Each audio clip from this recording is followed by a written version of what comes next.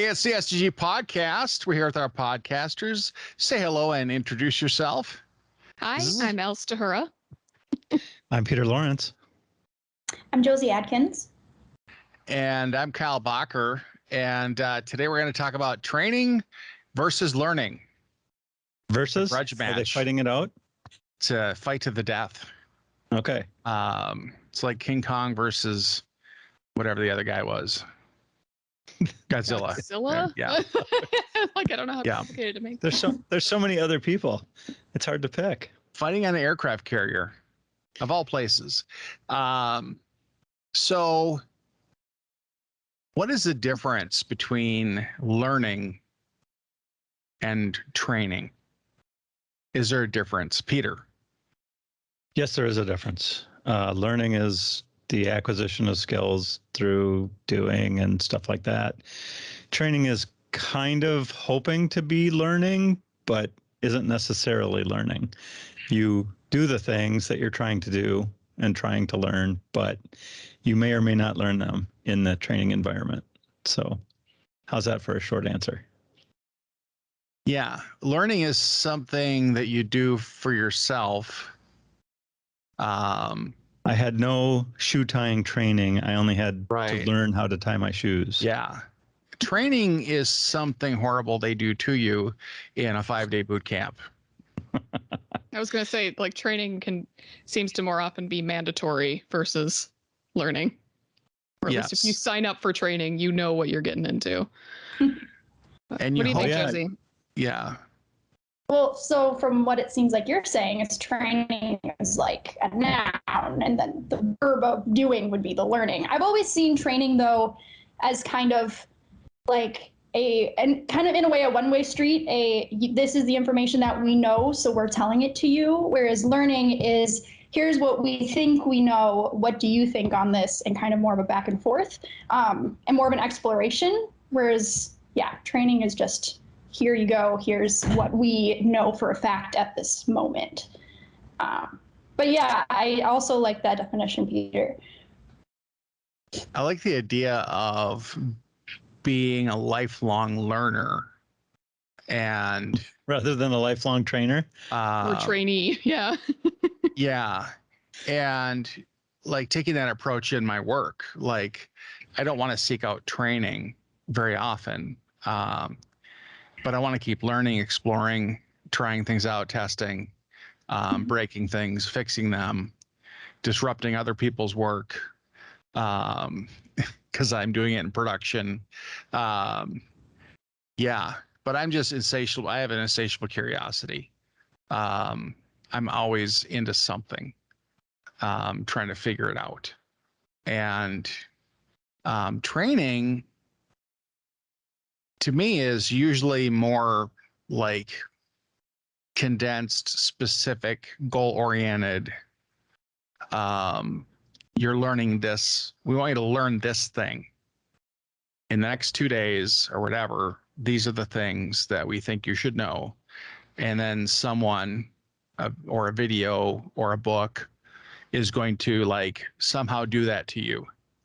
It's going to transfer that knowledge into your head. Just right in there.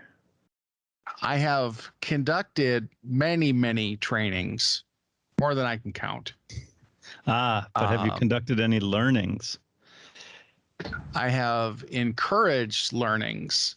In my training, one of the things I train on is learning. Like, be a learner, be a lifelong learner, dig into this stuff. You're not gonna destroy anything. You're not gonna break anything. There's nothing you can do that can't be undone in this system. Like, Almost. Don't fear it. Get in there. Take it upon yourself, because this training's gonna end and you might not do this stuff for another 3 months, and then that knowledge is gone.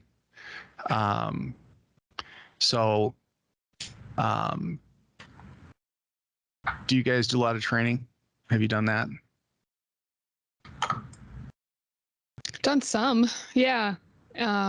Training training others. Yeah, I have. And I think what you're saying kind of made me think of like training is very easily always terrible. Like it's just easy to like, no, we should never do trainings, and it's never fun for anyone. But that doesn't mean it's not useful. That no, it is different from learning something and continuing to dissect something on your own just so that you can feel you have that complete understanding. But training is really good for trying to get a group of people on the same page. Like, okay, what's our verbiage that we're going to go with? What are, some basic concepts so that then in theory, people can go off and explore on their own. But that sort of treating training almost as like an orientation, right, can be really useful. I think the tricky part about conducting trainings is how do you gauge whether or not the people that you're training are interested in doing anything more than being oriented into a, technique or a product or anything like that. Yeah, how do you measure success as a trainer? There'll be a quiz in 6 months or 2 weeks. I'm going to track you down, find you, and ask you later about this. You do learn to figure out the level of engagement when you're losing people, when you're going too fast, when people are frustrated. You learn to look and watch, and kind of your eyes are going around the room. And then it's, okay, that person is obviously working. Maybe they're required to be here, but it's not important to them, or there's some kind of emergency that they have to take care of, and they don't have the luxury of not doing it. Not going to get bent out of shape. Just going to realize that, okay, they're not engaged. I'm not going to call them out, put them on the spot. This is not like school.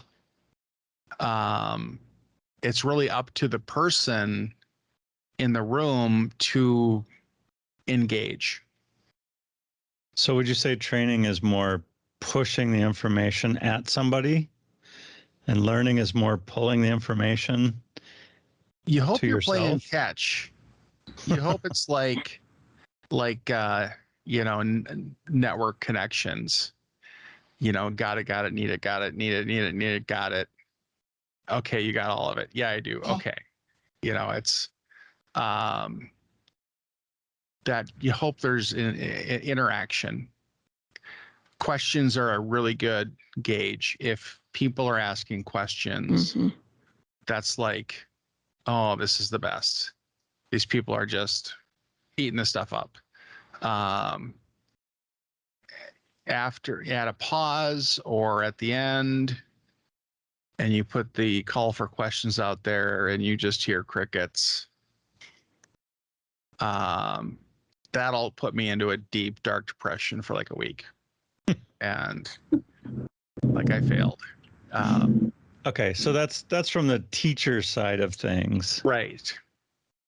What about being a lifelong learner side of things? What's like, I've often used training as a sort of a jumping off point, right? Like, I want to or need to learn this skill, but I know that this training won't give me everything I need, but it will give me a start to determine what I need, and then I can take it further with, Google searches and whatever else.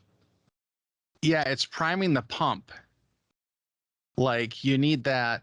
This is where all the stuff is. This is how these things work. This is your introduction. Then you can kind of keep that going on your own. Has that been your experience too, Josie, where training can be a jumping off point, or have you had a kind of a different perspective when you've done trainings?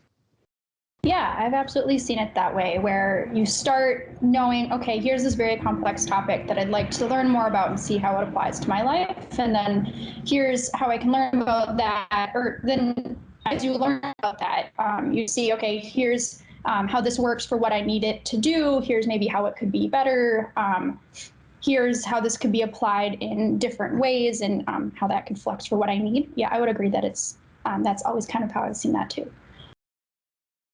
And it feels like a lot of times, at least for me, my ability to use training as a jumping off point is really dependent on how much the material, or even just a little bit of the material, seems relevant to what I'm doing.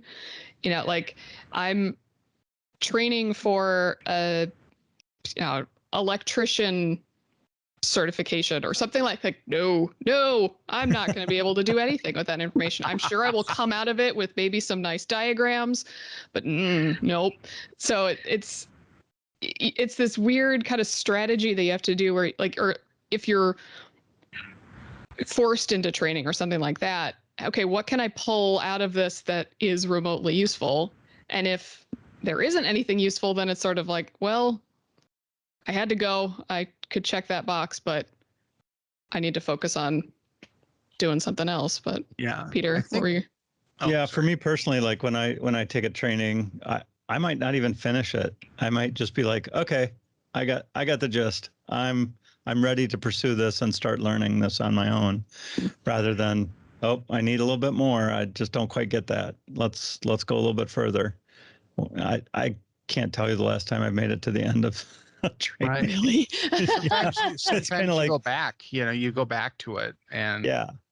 pick up more of it. I think the other big difference is if you take the attitude of being a learner, you're taking on the responsibility.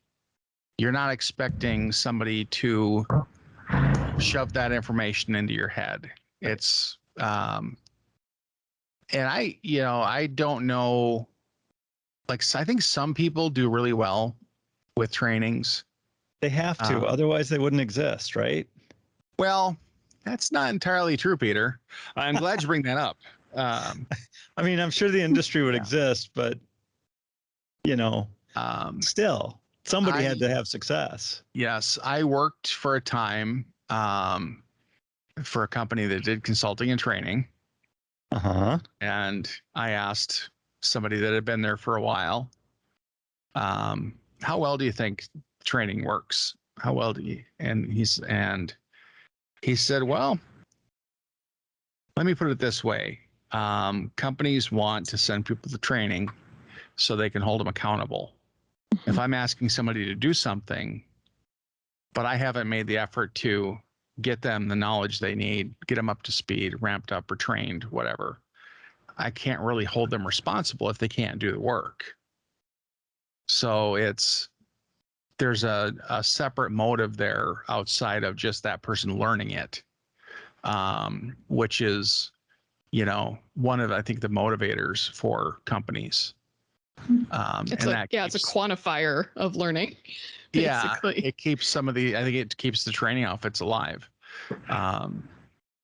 Here's kind of an interesting idea I thought of as you were saying that learning seems to be something that you build off of existing ideas and existing framework that you already have. And so I think, too, for training to be successful, it has to know what basics and what skills someone already has prior to coming into that training. And then I think effective learning really happens when people can use that training to build off of ideas that they already have. And maybe in a way, training could fall short because people maybe don't have the prior knowledge before that training to get them up to speed to where they need to go. Yeah, for sure. And I think there's some people, and I've certainly experienced this too in my life, where sometimes learning is too daunting. Where it's just like, I am looking at Everest and I haven't ever summited a hill before. And I need some help. So the training can either help you start to learn something, but often I found that training, at least if you're in a room or on a call with other people who are engaged and who are asking questions, like Kyle, you said, you can start to learn from them about, okay, this is how they're starting to think about it. How can they pull different bits out? And that sort of makes generally the process of learning, but more specifically to whatever topic you're trying to dig into, a little bit easier to do. It's true. So I was thinking about this earlier. And Kyle, this harkens back to your background, not necessarily the training that we were talking about, but when you're training someone to be a server and you go through the week of training, at the end of that, First, they have to learn binary, and then they have to get used to cold temperature. I'm sorry. okay, maybe a food server. How about that? Yes. At the end of that week, they're expected to do it, but you wouldn't call them a server yet. Oh yeah. They still have learning to do to be a server. I wouldn't call them a closer. Like we're not gonna, so basically the way a restaurant works is you start with, 5 servers, 10, and then as the night goes on and fewer and fewer tables are there, you cut servers, you're done. You take more and more tables, and then sometimes another burst will come in, you get slammed. Well, you don't want to put new people in that position. So No. there's usually like we used to do a 5-day training, and the first day was you're not going to learn anything today. You have no responsibility here whatsoever. Your job is to follow me around, and I'm going to tell you like what the table numbers are. I'm going to talk about what I'm doing. I'm just going to do play by play, and you just soak it up. And if you have questions, just ask. Try not And to fall down. yeah. And then day 2 was like, more interactive, more like learning the menu, learning the computer, having them type stuff in. So they start doing the tasks. And, by day 4, like now you're taking tables, maybe a couple. I'll do these, but if this table gets sat, this is your table. And I will just stand there and making people wonder why you have to be watched or why you're training me. You're doing it wrong. Yeah. But then at the end of that, like then following that, like the next week, they're going to get a small section. They're going to be first cut, okay, you get 3 tables. So then you're going to ease them into it. And then depending on, the person, they're going to fly or, They either learn or they I take they them a need while. more training. Everybody's different. Yeah, some people just get it, and some people struggle, and there's nothing wrong with either person. Like everybody's different. Everybody takes things in at different speeds and capabilities and talents. And, it's like tech support. Like there's no quote unquote stupid user. It doesn't exist. You're right. Technically. That person doesn't exist. There's just people from all different walks of life, all different skill sets, and different backgrounds and jobs and stuff. And, and you got to help all of them. But back to learning, I kind of had a really good kind of breakthrough moment with being a learner when I learned to play guitar in my 40s. It's like I felt like that it was something I wanted to do as a kid, and I thought about all the time and never did. Took no training. I took no training. I took one beginner class in like 3rd grade or 4th grade, and wanted to do it. And my mom gave me the "we'll see," which means it's not going to happen. Yeah. Well, guitars are expensive. Yep, that's the soft Yeah. no. How about your uncle's old trumpet that hardly works? Okay. But, finally I really got pressured into doing it by this guy that used to come into the place I was a waiter at. And I finally gave in, but I thought like that ship had sailed for so many years. And then he taught me how to do it. He taught me how to play. He's got me started, lent me a guitar. Wow. Like he was completely responsible for getting me over that hump and through that like beginning period. You didn't Teaching just me how to learn. teach you all the chords though right away, right? No, you get one key, so 3 chords that are easy to play. No F in there, no F chord. You know, that's months down the road.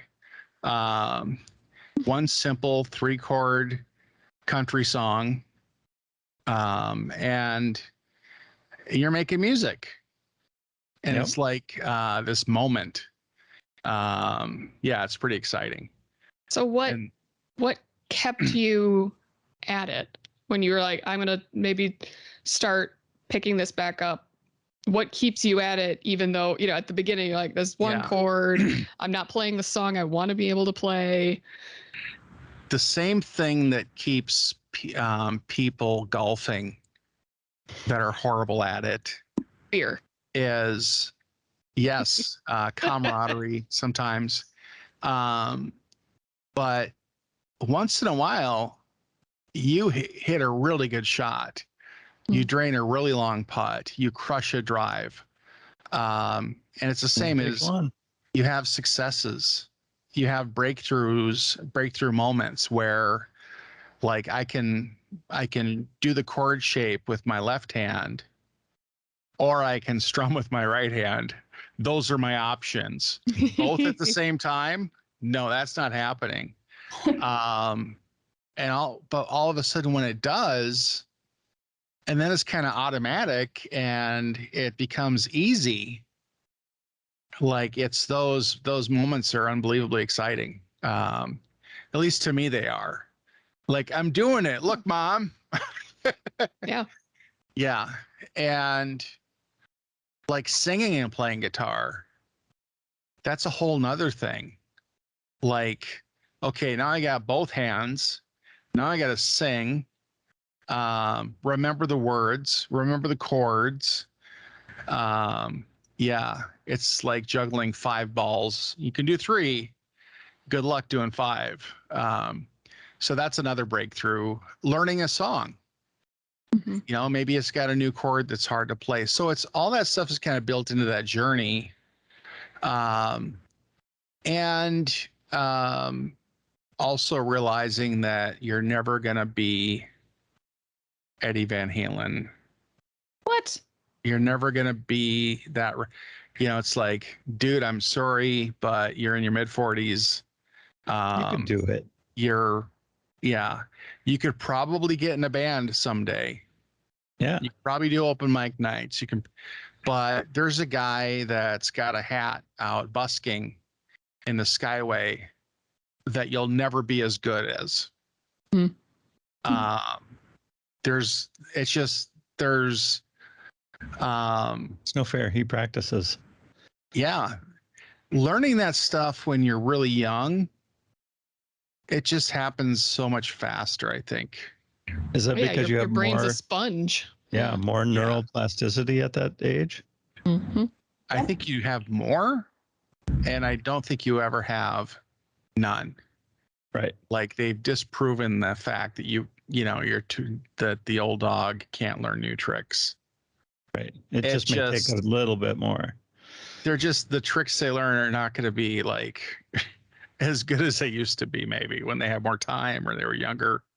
There's right. just something about that. So we should talk something related to SDG or we work there. technology. Yes. Sorry, Instead of recruiting all these weight folks and guitar players. Hey, you never know. Maybe those will be 2 new practices down the road. Yeah. I mean, You'll guitar, see me at a restaurant, like going it's table popular. to table playing guitar, serenading folks when I should be doing my work. Yeah. How about computer stuff? Does that just come naturally? Well, it depends. Like consulting, like programming, development, UX design, stuff like that. Mhm. Those are different. They're different than project delivery, QA, Like there's so many different things we do, and we have such a wide variety of people, and they require such a wide variety of skills that it's hard to put it in a box. I can talk about like being a configurer instead of a like a programmer, a developer. Right. Yep. You know, I'm more of the mechanic than the engineer that designed the car and built it. You know, that's just persistence. That's like, That's learning. yeah, you're always learning. You're trying to keep up with things, but then you have to. Robert Hansen has given some really good presentations about keeping your skills fresh. And his approach is he's not reading every single thing about everything he's doing. He's like figuring out that stuff exists. Okay, this is a thing. This exists. And that way when he needs to do something, he knows what's out there, and then he can go to that, and then he can dig in deeper. Mm-hmm. So you kind of start, yeah. Go ahead, Josie. One of my questions then, like following up to that, would be if you are learning and you know that, okay, I need to further this skill, but how do I further that? Where do I go next? How do I know which direction to take? I think too, that's kind of where training can tie in. As you can see, here are these training opportunities to me. Here's the skill that I'm good at, but maybe want to get better at. What else are these trainings teaching me to help me to know what that next step in learning might be? Because I think too, if you've been in, say you've been in an industry for 20 years and you're really, really good at what you do, but you have this small skill that you heard about a long time ago, and you know, I need to build this skill, but I don't even know 20 years ago it was this skill, but now it's this other skill. How do I build that? What direction do I go in? And I think it is helpful to find those trainings as, again, a launching off point. So you can start with the training as the very beginning, but it can also be the way to continue and to move forward. It doesn't always have to be the very first step. Yeah, for sure. And I think that's one thing. You're going to have a really hard time being a consultant if you don't enjoy learning. We're put in a lot of different situations, and it can require having a lot of breadth of knowledge more than anything. And Josie, you're totally right that the trainings, more like formal structured trainings, can be a really good way to build something up so that, okay, I know how to pass a tech interview with this skill, because I need to get a ton of information in my head to be able to get in the door so I can start helping and I can build from there. And that may involve additional trainings. But even then, it feels like for consultants, and you guys correct me if you disagree, the trainings that we do are coming from each of us. Like, it's not ever coming down from the top. Everybody needs to be proficient in Fortran because That's we want to right. keep that alive. But it's more, okay, I'm kind of interested in IoT, and this client might be doing a little bit of IoT. So I'm going to volunteer to do this training rather than it being handed down from on high. Mm-hmm. Right. And sometimes even at a client, you'll be working in one direction and see the path to another direction and be able to take it with a little bit of training or a little bit of learning. Yeah. For Peter, sure. you've had some long engagements at some clients. I have. Sticky. Have you ever been Had some like short ones too. stuck in a technology like long term where you're not able to, or being challenged to take on new things or learn new things? I've always made the claim that give me 6 months and even VB6 is exciting for learning for 6 months for the programmers out there. Just because you've never dealt with their system or whatever. But after that, yeah, you can sort of get stuck, but not really get stuck, because even if your client is doing one thing, you're still attending, learning opportunities and training that, we might have a SDG presents on something and be like, oh, that looks exciting. I think I'll tackle that now. And then there's the infamous home projects that are, how can I fit more technology into my house without breaking it, I guess, is really the question. That we've talked about that before, with a number of devices and IoT and things like that. That just always be learning, right? Instead of always be closing, always be learning. Josie, you do UX, UI design. And that didn't really take off like until, I don't know, seems like it kind of started ramping up. Yeah, it's a relatively new field, I think, in terms of definition.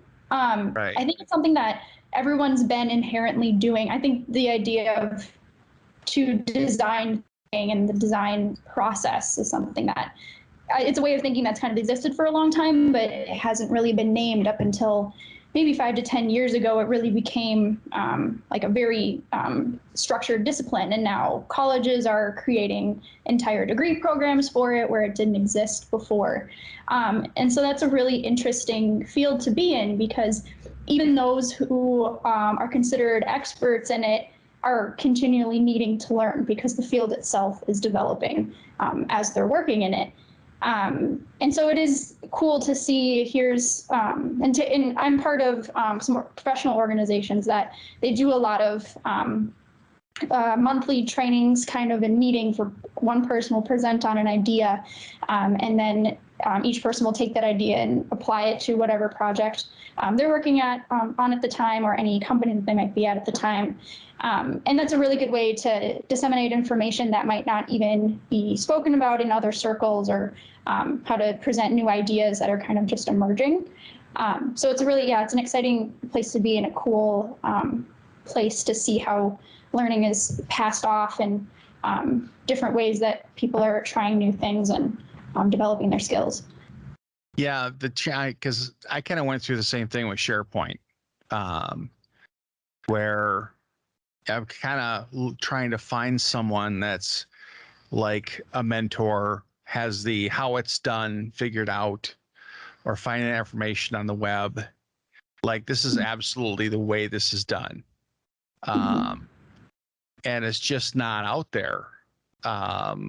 You might see things that are there that say that, but it's like trying to, I always felt like I was missing out on, like, because I wasn't part of a team that had people that have been there and done that and could help me get up to speed. Do you find that in UI, UX? Yeah, I do. And something too that's really unique about UX is we have this, you have a lot of user research that goes into UX. You need all of your strategies and your decisions to be based on things that you've tested and things that you've learned. And so you're continually, as you're developing new products, you're continually going back and testing them, and with real people, and learning firsthand how they work with those things, and if they're successful or not for them. And that too can even change over time. Something like a user interface that was successful 10 years ago is not going to be successful today. And so learning what those trends and those understanding what their understandings are, and then applying that to your work, and how that affects your work is continually changing. And that's also exciting, because you're always, even the product that you developed 5 years ago, it then will become updated at some point in the future to match those mental models. It's a continual learning process that you're engaged in as a user experience designer. What we were willing to muddle through and suffer with in the past, like, you can never go back.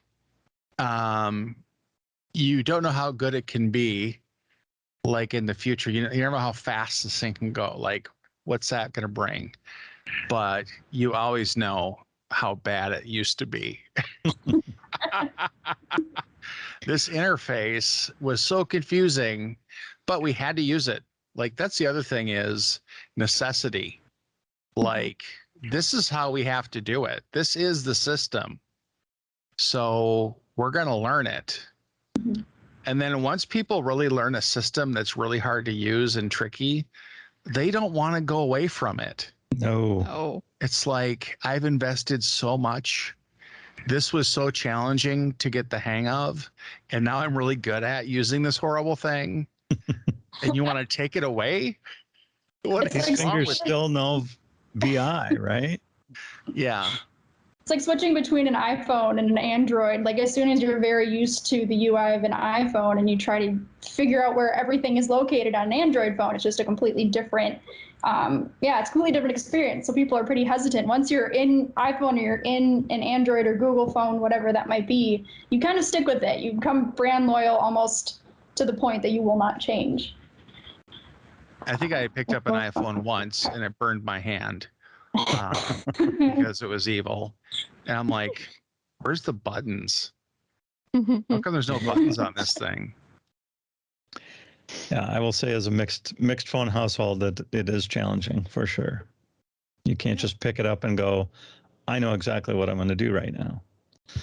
It's, I need to switch to Apple mode or I need to switch to Android mode. So should you ever have to pay for training? Or is there enough out there?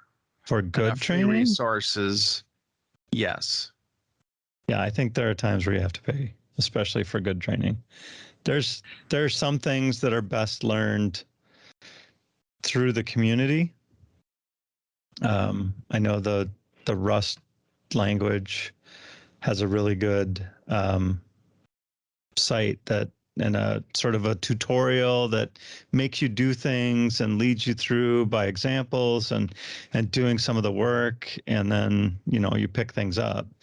But then there's the flip side where there might be resources available for other things, but they might not cover. They might give you the second day of wait staff training, but that's it. So you skipped over the first day, you got the second day, and now you're going to take a section of 30 tables. It's just not going to happen. Right. You're just going to be failing all over the place. So getting some good training to get you to the end, I think really pays off.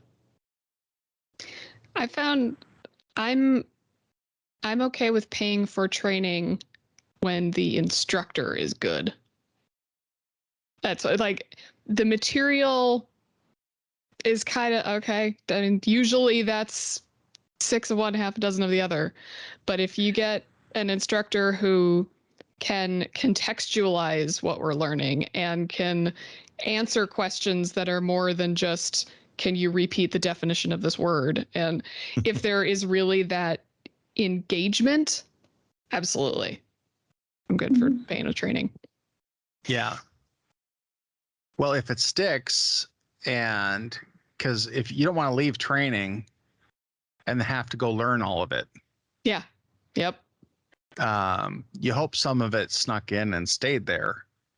That's why, when you roll out a system, stuff like that, you want your training to be like Friday, because Friday's a horrible day to do training. Thursday, Yes. Tuesday, Wednesday, or Thursday, in the morning, 10 a.m. Anyway. I love how specific that is. Yeah. But as If close you're looking to for the ideal, as close to when they're going to be using it as possible, because then they can jump into it. Ideally, interactive training. Yep. So when I did Teams training, it was everybody bring your laptop. Okay, let's go into Teams, and now let's just start doing stuff. and we're going to use Teams to do the rest of this. Yeah, we started a Teams call, then we Like all of us quickly muted our mics and speakers when the feedback hit. Oh man, that was a bad idea. That would be But exciting. I think one of the things you're pointing out, Kyle, when you're talking about having interactive training is training's also a lot more fun if you're going into it as a group. Training Yeah. by yourself usually sucks. Yeah. It's Yeah. lonely. I Yeah. love when people ask really good questions that I didn't think of asking. Yes. Yes. Yeah, you get a lot more gaps that you're not filling in with by Yeah. yourself because you don't even recognize it as being a gap. Whereas if you're with someone else, they can say, "Oh, look, there's a gap there. We should fill that in." Oh, yeah, I didn't see it. Mhm. So I guess we need a little bit of both. So Definitely. much for the title of learning versus training. Yeah. Learning They and. both win. Yes. Why What not about both? As they say. expectations? Yeah. What should you be expected to have mastery of versus being able to learn quickly? Mm. Like, because I think that's one of the superpowers consultants have is their ability to learn things very quickly, pick things up. When I started out, I was kind of green at it and I felt really guilty if I didn't know every single thing. Mhm. And I'm like, oh my gosh, they're paying me. And there's something they asked me about that I don't know how to do. I've never done it before. And somebody explained it to me. It's like, okay, think of if you're an attorney and you handle like a defense and you've only ever had burglaries, that you've defended, and then you get like some other type of crime. That doesn't mean you're going to be a bad lawyer. That like there's a like I know how to do the base of this. It's just this new part that's different. I can quickly learn. Once that relieves so much stress. Like, no, part of your gig is going to be learning some stuff and doing some research And and possibly know an existing system or business, right? yeah. So is it hard to convince customers, Josie, to do things like research and interviews and all that kind of stuff? I mean, it can be. I think part of a consultant's job is to know how to speak to the value of what you're doing and how you're doing it, and convincing others that the learning and that process behind it is really important. And that too is why it's important to have podcasts like this to talk about what learning versus training is and how that benefits. But our job as consultants is to say, if you do X, Y will be your outcome. And this is how it's going to benefit you in the long run and in the short term. And I think too, everyone at SGD is very skilled at doing that. And it's something that we train ourselves on how to learn how to do those things and how to teach others to embody the traits and the process that we know is the best way to do things. And it's really a continuous cycle. And I think, again, learning comes into that where you learn that. How did you research? That's a skill. It's not just, okay, what do you guys like? What do you guys do? There's a process and a skill to it that I have no mastery of. But if you know that, if you know the value of it and how it's done, if you've learned that, gained some experience, then it's really easy to bring people up to speed and explain why that's important. And like, no, this is part of it. This is what we do. And this works. And if we don't, this is what happens. Well, I think it's also really useful to be able to demonstrate to clients that not knowing everything is okay. That it is more about, this is the idea that we can go down. I'm going to, share with you how I'm learning this stuff. If I'm having issues, if I don't think this is going to work. because that's something that the employees at the client go through too. I mean, they're going to have to learn new things. Right. Maybe not with the giant rapidity that you have to if you're doing consulting and switching around a lot, but it's okay to not know. It's kind of about showing that learning on the job is necessary. You know, you don't want Yeah. someone who comes in and knows all the answers, because then chances are it wasn't a very complicated problem in the first place and you might not need a consultant. And they know some answers and they know Yeah. answers, but they might not necessarily be the answers for the question that you asked, even though For they, sure. right. Like it might work, it might be an answer, but it doesn't fit your team or your company. And that's where sort of the creation and learning happens. Yeah, I think, Definitely. and I think it's really important to set those expectations up front. They totally redid the UI for this thing. It works a lot differently than it used to, but from what I've seen and I've been like playing around with it and kicking the tires, I think it's the right decision to go with this. But we're gonna probably run into some things that, you know, we didn't anticipate. The way they say it's going to work may not be the way it exactly works. Right. Rest and assured, there's- this upgrade should be fine, but Yeah, it might just not. want to get that out there. If you see me Google something, like, don't give me a hard time. Which kind of makes me think about, Kyle, you mentioning that when you were learning guitar, you're like, okay, I had to come to the realization that I'm not Eddie Van Halen. Just how important setting expectations are for your learning and your training. You know, you're not going to go to a 2-day training and have, I don't know, the flute mastered. Whatever the Um, title of the training is. Exactly. Yeah. Yeah. That it's kind of about, okay, I'm learning or I'm doing this training. That's not mastery of the thing, and that's okay. Yeah, I think Lou Holtz, the famous college football coach, he wrote a book, and I think in there he told a story of playing golf and getting really angry, being really frustrated, and, you know, slamming clubs on the ground, stuff like that. And then one day, one of the people who was golfing with said, "You know what, Lou, I think I know what your problem is." And he said, "What? You're not a good golfer."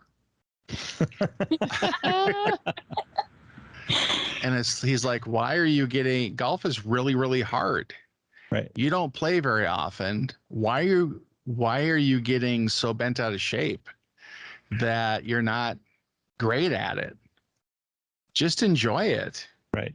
Yeah. If you put the same amount of time into golf as you did coaching football, you would be a better golfer, but you can't because you're coaching football. What And- if you just can't grasp something like algebra and calculus? For me, I just couldn't like do very well with math. Do you When need do to you- grasp it? When do you give up? Not really. Not anymore. It's like you maybe stop that or give up or put it on hold, whatever language you want to use, when it's not useful and it's not fun to be putting in all that energy. If it's not going to be relevant and it's not for your own personal gain, maybe Well, and I just focus on something else. Yeah, I've had, like, where I'm at a client back when I consulted, and sometimes you run into something where we're going to need a bigger boat. Yeah. Right. You don't want me to be the one to take this on. We have people that just do this for a living. Kind of like when you need a data scientist. We've talked about that before.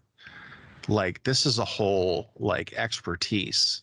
Mhm. Like, I'm not going to be able to create this algorithm, this machine learning stuff for you. We need to bring in the big gun to do this.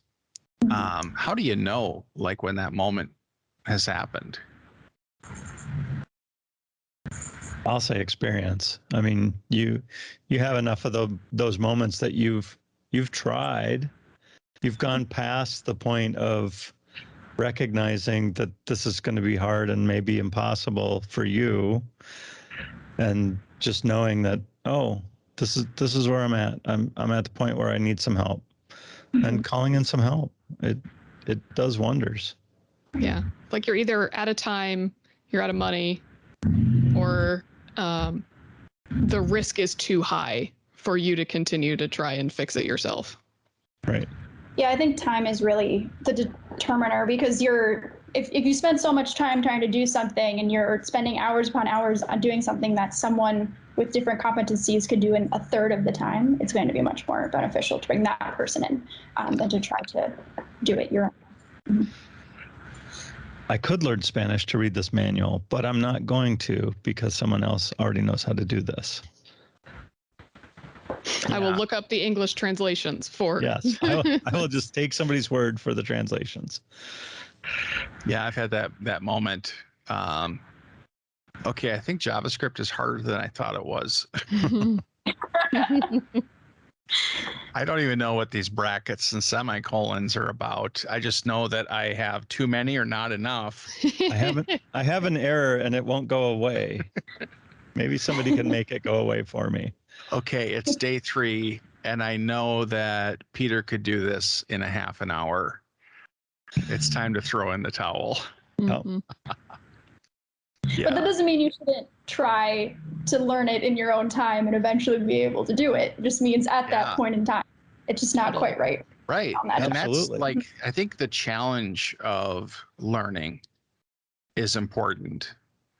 Like something to rise to. Like, I'm not going to let this beat me. I'm going to figure this out. And having that kind of aggressive persistence and commitment to something, you know, sometimes that's the only way you're going to get there. Like, there's barriers on that path to learning something that you're going to run into, and you got to beat your head against the wall until it sinks in. Yeah, my sister told me that I was frustrated about something, and she's like, well, you just have spent like a half an hour on it today. Like, try it again tomorrow, then try it again the next day. And then all of a sudden, like, you get those fresh eyes, or you start looking at something a little differently, and then something clicks, and those are really cool moments. There's a big payoff when you figure stuff out. I have, like, if somebody was watching me, like at work, you know, all of a sudden raising my hands in the air and cheering. Yep. And they're like, what is he doing? Like, he's really excited. He's dancing in his cube. Why is happening? Kyle dancing? What is he doing over there? Yeah, it came up on my review. Eurekas are so fun, though. They're so much fun. Oh, yeah. For sure. Josie, thanks for joining us today. It's good to have you here. Yeah. Thank you. It was fun to be here. Yeah. So I think we'll wrap it up. Any last thoughts? Always be learning. Or training, ABL. or both. ABL, ABT. ABL, ABT. ABLT. Awesome. Well, that was the SDG podcast. Thanks for listening. If you want to get a hold of us, drop us an email at thepodcasters@solutiondesign.com. Until next time, say goodbye, everybody. Goodbye, everybody. Goodbye, everybody. Bye, everybody. Goodbye.